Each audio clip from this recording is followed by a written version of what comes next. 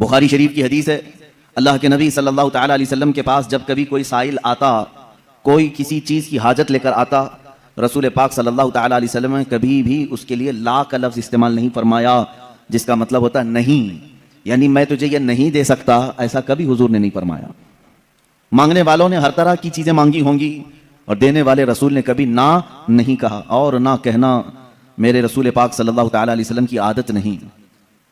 حضور اکرم صلی اللہ تعالیٰ علیہ وسلم کے پاس لوگوں کے مانگنے کا جو انداز ہمیں کتابوں میں ملتا ہے وہ صرف پیسے مانگنے کا اور مال مانگنے کا نہیں۔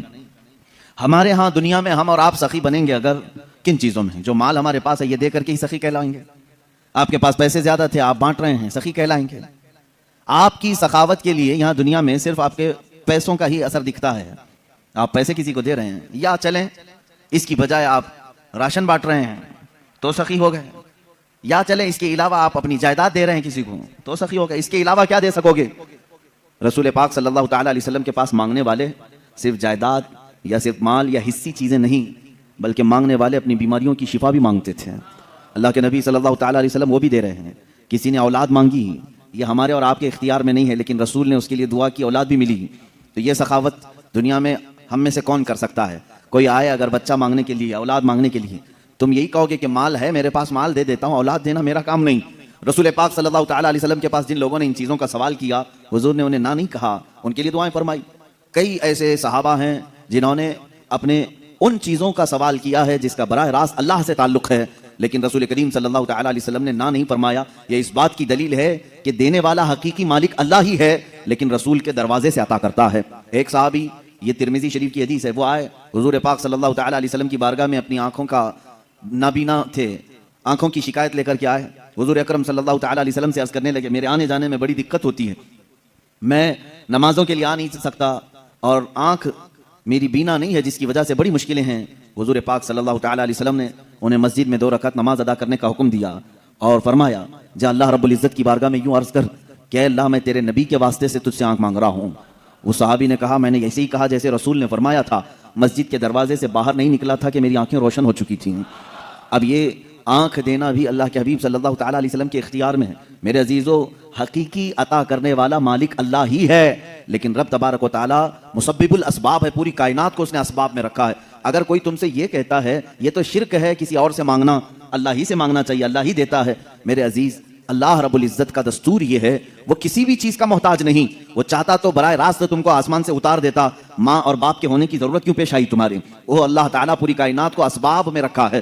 ایک عورت ایک مرد کے اختلاط سے بچہ دنیا میں آتا ہے، یہ سب کو معلوم ہے کہ اللہ ماں اور باپ کا محتاج ہے، بغیر ماں باپ کے بھی اللہ بچہ پیدا کر سکتا ہے، لیکن اس نے کائنات کا نظام اسباب پر رکھا ہے۔ تمہیں وہ چاہے تو اناج سیدھے بارش برسا کر کے دے دے، لیکن نہیں، اس نے اسباب پر رکھا ہے کہ تم زمین کے اندر ایک بیج بو گے، وہ کومپل کی شکل میں اگے گا، پھر پودا آئے گا، پھلیاں ہوں گی، اناج آئے گا، پھر کاٹو گے، پھر گھر میں اناج آئے گا۔ یہ اتنے مراحل سے جو گزارا جا رہا ہے، کہ اللہ اس چیز کا محتاج ہے؟ نہیں، محتاج نہیں، لیکن اس کا قانون ہے، وہ دنیا کی تمام چیزوں کو اسباب پر رکھا ہے۔ عزیزان گرامی، اس نے قرآن بھی ہمیں ڈائریکٹ نہیں دیا، چاہتا تو پورے انسانوں کو اسی قرآن سنا دیتا، نہیں، بلکہ اپنے نبی کے سینے کے واسطے سے قرآن پہنچایا ہے۔ ایمان ہم تک رسول کے ذریعے سے آیا۔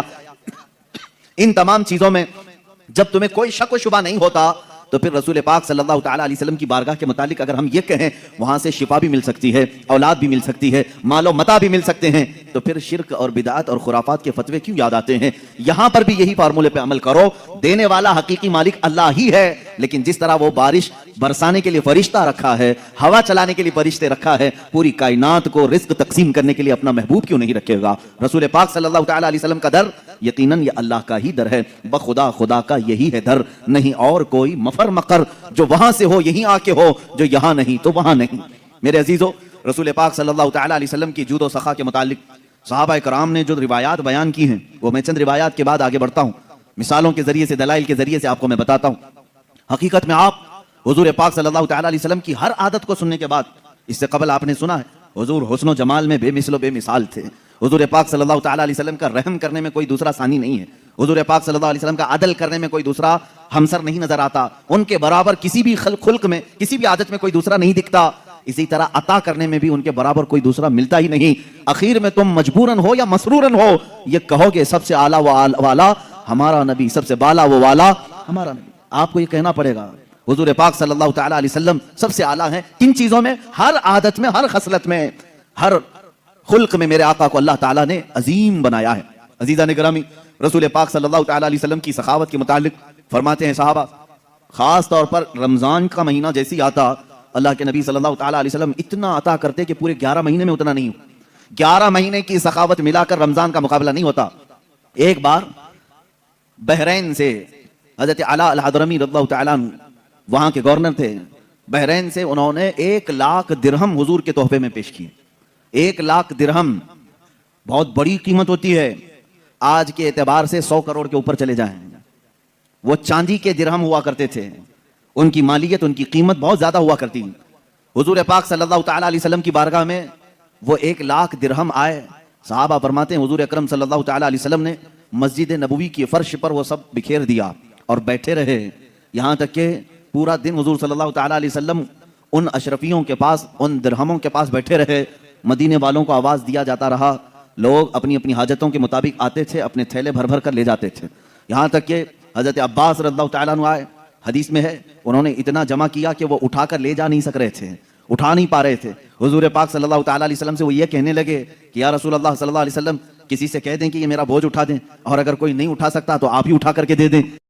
یہ تھا حضور اکرم صلی اللہ تعالیٰ علیہ وسلم کے عطا کرنے کا انداز، یہاں تک کہ مغرب سے پہلے وہ 1 لاکھ درہم پورے مدینے میں خیرات ہو چکے تھے۔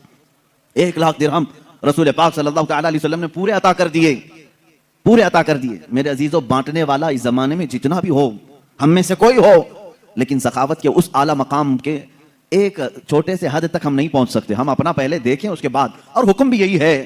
لیکن رسول پاک صلی اللہ تعالیٰ علیہ وسلم ایک مرتبہ آپ کے پاس 10 اشرفیاں آئیں، سونے کی اشرفیاں، اور ان میں سے 6 تقسیم ہو گئی، 4 ابھی نہیں تقسیم ہوئی تھی۔ حضرت عائشہ صدیقہ رضی اللہ تعالیٰ عنہ فرماتی ہیں وہ 4 گھر میں تھیں تو رات بھر حضور پاک صلی اللہ علیہ وسلم آرام ہی نہیں کیے، صبح تک جاگتے رہے۔ حضرت عائشہ فرماتی ہیں میں نے عرض کیا یا رسول اللہ صلی اللہ تعالیٰ علیہ وسلم، اگر یہ بھی تقسیم کرنا ہے تو صبح کوئی نہ کوئی حاجت مند آ جائے گا، اسے تقسیم کر دیں۔ حضور اکرم صلی اللہ تعالیٰ علیہ وسلم فرماتے ہیں عائشہ مجھے ڈر لگتا ہے کہیں صبح ہونے سے پہلے میری موت نہ آ جائے اور میرے گھر میں یہ 4 درہم پڑے رہ جائیں۔ یہ اللہ کے نبی صلی اللہ تعالیٰ علیہ وسلم کے عطا کرنے والا معاملہ تھا۔